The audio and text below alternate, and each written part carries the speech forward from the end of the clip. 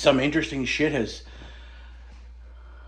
come afoot in the guitar world space. As everybody knows, Fender recently won a lawsuit case in where they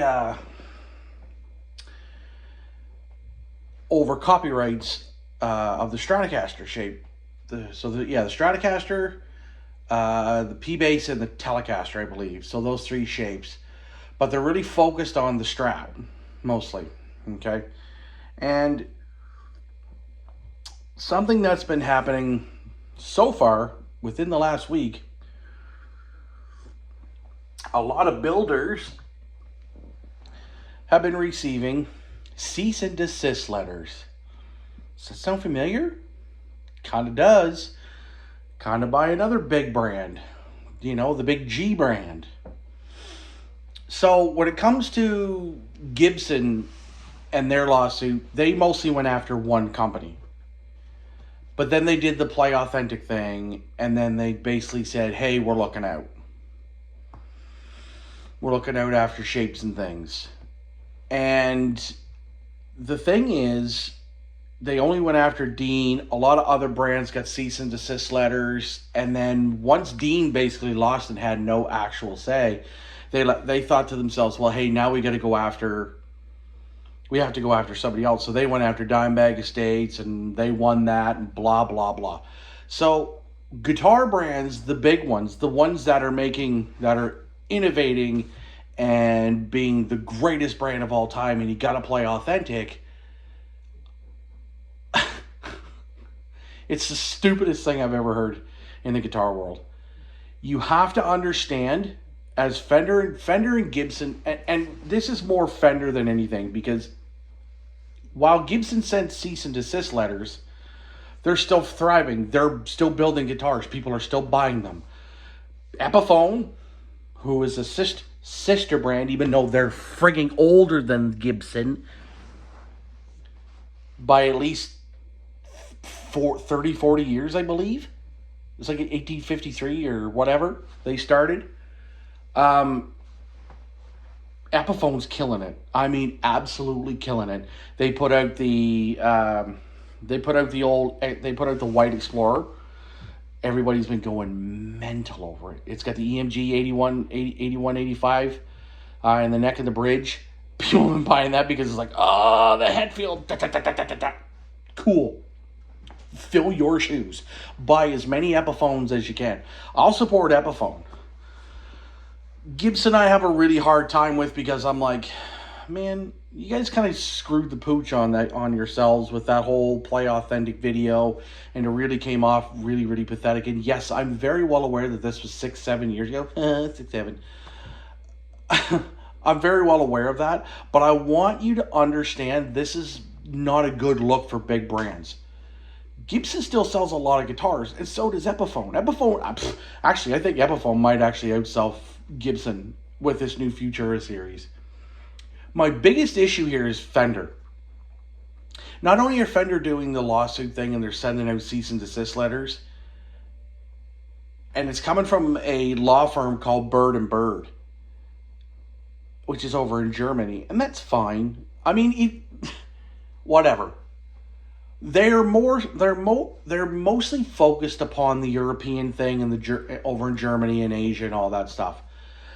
The biggest thing that a lot of people have with this is that it's not that they're suing people per se. It's just that they're idiots. Well, maybe it is because they're suing people. They're just how utterly effing stupid do you have to be? The thing is, Fender is not even, and they're just going after copyright on the body shape. It's not the body shape. You're mad because other brands are doing it better than you. So after watching a couple different videos, I just finished one from John Cordy, and as I was doing dishes, and as that one finished, Phil McKnight's come back up. So I was like, okay, I'll kind of listen to this while I'm tidying off the rest of this other video here, or while I'm the dishes, I mean.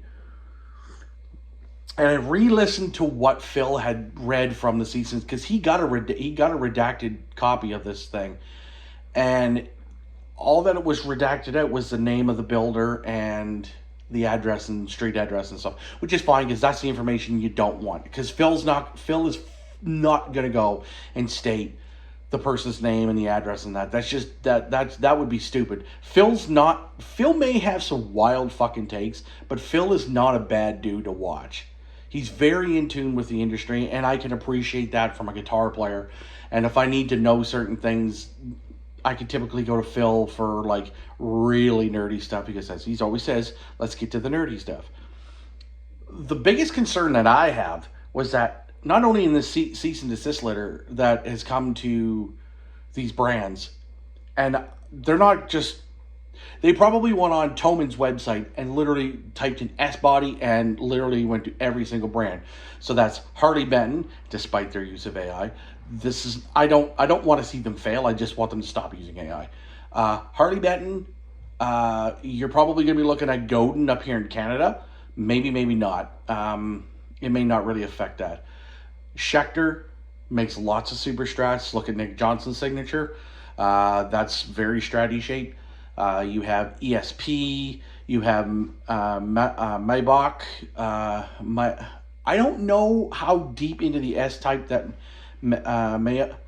is it Mayonnaise or mayonnaise? Anyhow, I'm sure someone will correct me in the comments. Maybe not. I don't give very many views on this stuff. ESP and all these other brands. And I got to thinking, after this was the big concerning part. Everybody in Germany, like all the builders in the Europe and all like overseas, they want them to stop making the S shape. They want them to recall all the guitars that they've sold, and they want them to destroy them. Not only that, for each offense, $15,000. They even put their information in where to send the money to, up to and maybe surpassing 250,000 euros. Are you fucking stupid? Like, this is what I don't understand. These are the demands that you want. I don't think any brand's really going to do this. But I can tell you the big brands that are probably going to say, fuck you, Fender, this is what we're going to do. We're going to countersue you, and we are going to fight this head on. Schecter probably won't do shit, because they just tend to keep themselves like, we're just going to do whatever and make better guitars, and you're going to have to deal with it. PRS, because of the Silver Sky. The Silver Sky is built differently. If you look at it how it originally looks, it's a Strat. There are differences to the PRS Silver Sky. I'm not a big fan of it because I just think they look kind of tacky. I don't know. For my personality, it's just whatever. Yes, I know I have an Epiphone SG. Shut up.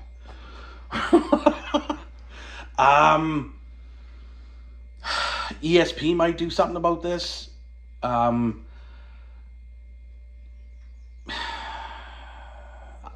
don't know what the deal here is. Sire might get involved. I really don't know. I can't see it. But what about brands like Tokai, who've been making nothing, Tokai and like vintage guitars? What about guys like that who make Strat shapes, S bodies, P bass bodies, jazz bass bodies? They even get into Gibson, into Les Pauls and SGs and all that stuff too. Like, what about those guys? Like, here's the thing. The biggest thing is with Fender, I honestly think it's not because other brands are building the shapes. These other brands are building the shapes. They're giving it better specs than Fender and selling it for such a dirt cheap cost. Because even Squire's getting up in price. If you look at some of the brand new Squires, like they're $1,700. I'm like, wait, hold the phone here. Why is a Squire going to cost me $900? Stop it. Immediately stop. If your prices were lower, people would probably spend it. I've wanted a Telly forever, but I'm not buying a Telly because, well, A, I'm not doing anything with Fender anymore. Caveat to that, caveat time. I own a Jackson JS22. It's left-handed. I made the decision to buy that guitar when I was like, okay, I really want to go and buy a guitar and I want to start learning how to play this. Consequently, I'm still shit. Um, I'm getting better, slowly but surely. Work lately has been kind of rough, so I haven't picked it. I haven't picked up my SG in about a week. Um, but that being said, the thing is, I bought the Jackson JS22 because I'm like, man, I'd love to have a Jackson. I'd love to just rip out some fucking chugs on that thing. I think that'd be a lot of fun. And it still would be, except it's in the shop. So I thought to myself after hearing about this whole cease and desist thing, I'm like, shit, I should just dump the Jackson. But I'm like, no, and here's why. Yes, it's a strat shape, but they are owned by Fender. I already gave them my money 3 years ago, okay?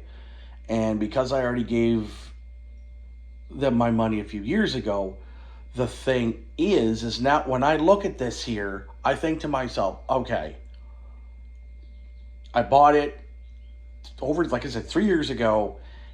It's in the shop. It's got new pickups. It's got new tuners, locking tuners.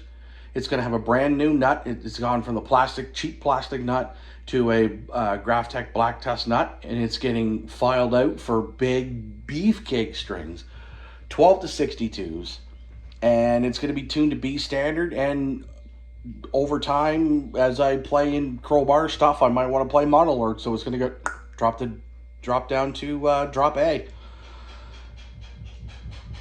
And honestly, it's going to really depend on how much I plan on, playing it. I want to play it because it's going to be in B standard and drop A. Because I play doom, I play sludge, I play stoner. I don't chug, probably never. I sort of my guitar journey, I've kind of come to the realization that I play slow. I am slow. Here's the biggest concern. If Fender actually goes ahead and uses their brains for once, they could be one of the most dominant guitar brands on the planet. Unfortunately, they're not. And people have to realize that brands like Tokai, Schecter, Sire, LTD, ESP, PRS, Mayonnaise, Maybach, all of these other guitar brands are smoking them every time they turn around. And all these other brands like LSL, I think it is, Sir, oh my God. And the thing, it's like, I don't think Sir's going to get touched because they kind of compete with the Fender Custom Shop. It's not like they're putting on nickel frets or whatever. They're putting on stainless, everything. Sir does Fender what Fender should be. If Fender just actually said to people, hey, we're just going to be competitive and you do whatever you need to do, then we could see guitar shootouts where you have like a Sir, a high-end Ernie Ball Music Man. That's another company. They could get thrown for a loop too. Like Sir versus a high-end Fender Custom Shop. Like, if Fender actually put time into things and instead of suing everybody, I can guarantee you they would be so much more successful. But they're not. They're just going to be like, hey, everybody stop making S shapes. We are here. We're going to basically do this. We're just taking over, and you have no say about it. Here's my other thing. And this will be the last sort of thing before I kind of go, because I do have to roll quickly.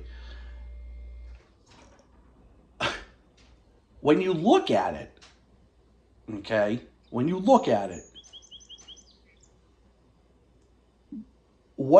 talk when you say S-type? Are you just saying actually like the actual Fender Stratocaster? Or are you talking S-type as a whole? Because if you think you're taking on Ibanez, they're going to smoke you. They are going to cook the living piss out of you, because even their higher end Strats, their prestige guitars, absolutely destroy anything that Fender has put out in the last 4 decades. And I'm not even an Ibanez guy. Like there's like one guitar that Ibanez has that I would be like to have that in my hands, and that's that's that RG 420 blah blah blah blah blah. It's like purple, and it's like a blue lagoon finish, but there's a bit of purple tinge in there too. I'm a bit of a whore for purple, and it's not even that I think that Fender could beat them. I just think that Fender doesn't have a leg to stand on when it comes to taking on bigger brands like PRS, Ibanez, ESP, LTD. I mean, if you try to take on ESP and Schecter and Ibanez, they're going to kill you. They're going to be like, listen, we do things better than you. And that's the problem. Fender's only suing because they know that other brands are doing the Fender Strat shape or S-type guitar better than they ever have. And it's a friggin' shame. Just make better guitars so that people don't have to buy all these other all these other shapes. And then when Fender starts to, because if they didn't worry about, it's the same thing with Gibson. If they didn't have to worry about competition, the other competition would make wild ass shapes. And I honestly think that is why a lot of people are starting to look at towards different brands. Like, there are smaller builders that are absolutely putting out some of the best stuff. Like, I could go and get a Jackson Kelly style Kelly shape with a different headstock, single humbucker, Floyd Rose, and the color of my choice and whatever I want for anywhere between three to $4,000 Canadian. And he's just, I say up the road, but he's like 15 hours away from me in Canada. And Canada's huge, just so you guys know. Yeah, man, but Fender would never make what I wanted. They would never put out. They have all the. I can get any model that they sell, really, except for the Meteora, which would be fun to have. But I don't want it now. I don't want nothing to do with Fender, and that's why even though I own the Jackson, I'm still I'm so ho hum about it. I'm like, man, I don't even know if I want to keep it. But I'm already into it. I've already spent my money into it, and it's like if I sell it or get rid of it, that I'm going to look like the fool. So I guess at the end of the day, I'm done with Fender. I don't care. I'm not going back on that. Unlike other guys on YouTube, they would go back on it. I'm not. Fender's ruined. They've done their damage. And again, it's the same thing I had about the Gibsons. It's not the guitars. Guitars are wood and steel and some plastic bits here and there and some bone. Okay? That's it. And paint. That's it. The guitars don't have, well, they have feelings. You can make them feel feelings. But the whole thing is, it's not the guitar's fault. It's the brand. Could I buy a used Fender? Sure can. Will I? Nope. Because even still, I'm only going to get